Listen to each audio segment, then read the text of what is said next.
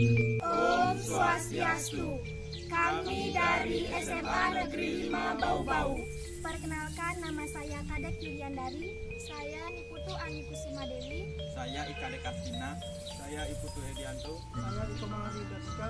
Pada kesempatan kali ini, kami akan membawakan materi tentang Weda sebagai sumber hukum Hindu.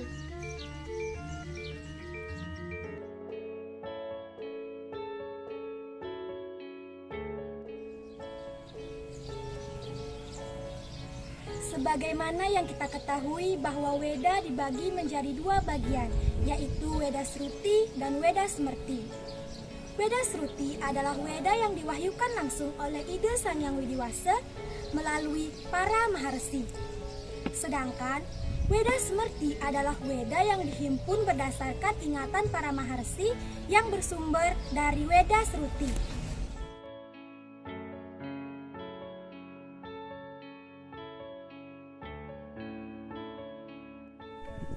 Klasifikasi Weda. A. Weda Sruti, Catur Weda Samhita, yang terdiri atas 4 bagian, yaitu 1. Reg Weda, 2. Sama Weda, 3. Yajur Weda, 4. Atharva Weda.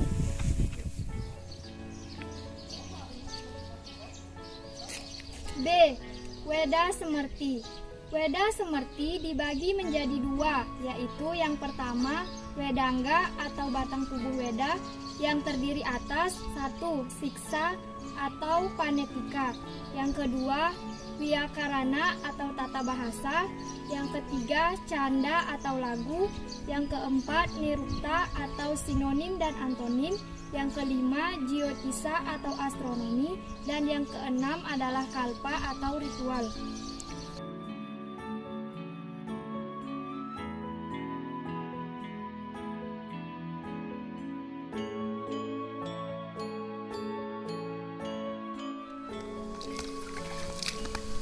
Yang kedua yaitu Upaweda. Upaweda terdiri atas yang pertama Purana atau cerita kuno, yang kedua Itihasa atau cerita kepahlawanan, yang ketiga Arthasastra atau ilmu politik, yang keempat Ayurveda atau ilmu kedokteran atau kesehatan, yang kelima Gandharwa Weda atau ilmu seni, yang keenam Kamasastra atau ilmu asmara, yang ketujuh agama atau tata cara keagamaan.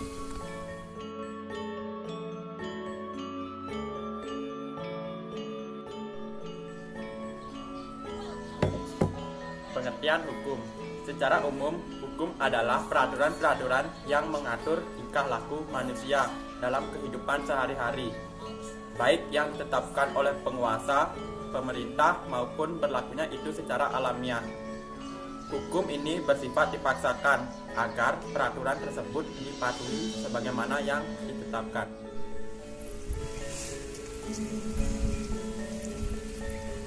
Unsur-unsur yang terpenting dalam peraturan-peraturan hukum memuat dua hal, yaitu yang pertama, unsur yang bersifat mengatur normatif.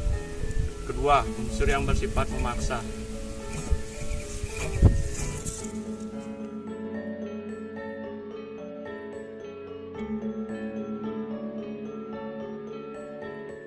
Bagi umat beragama juga merupakan warga negara, maka mereka harus tunduk kepada dua kekuasaan hukum, yaitu yang pertama, hukum bersumber pada perundang-undangan negara, dan yang kedua, hukum bersumber pada kitab suci.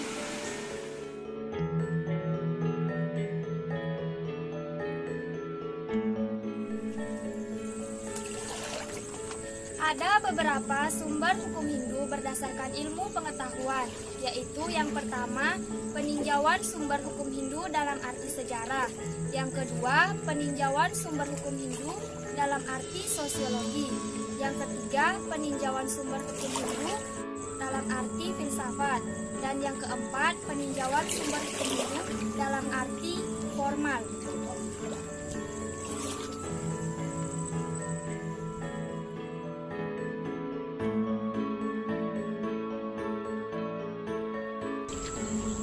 Sumber-sumber hukum Hindu menurut Manawa Dharma Sastra terdiri atas sebagai berikut. Pertama, Sruti. Kedua, Semerti. Ketiga, Sila. Keempat, Acara. kelima, Atmanastuti.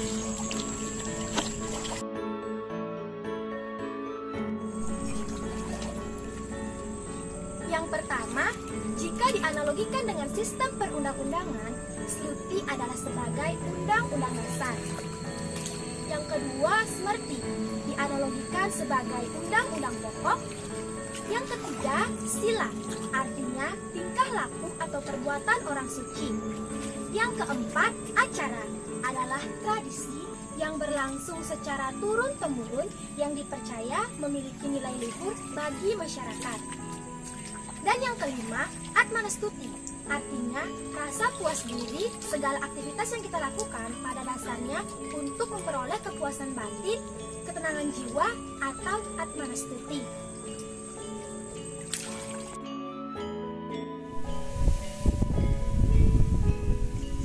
Untuk lebih menegaskan tentang kedudukan sumber hukum Hindu lebih jauh, Sloka Manawa Dharma Sastra menyatakan sebagai berikut.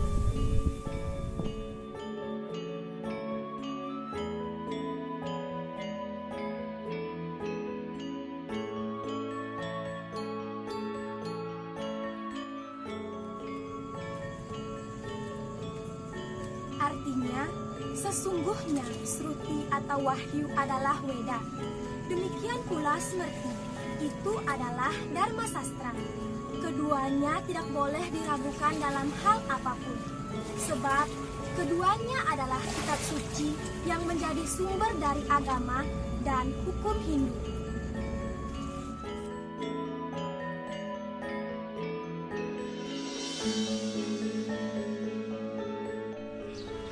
Sekian materi yang dapat kami bawakan pada kesempatan kali ini. Lebih dan kurangnya mohon dimaafkan. Kami tutup dengan ucapan Paramasanti. Om Santi Santi Santi Om.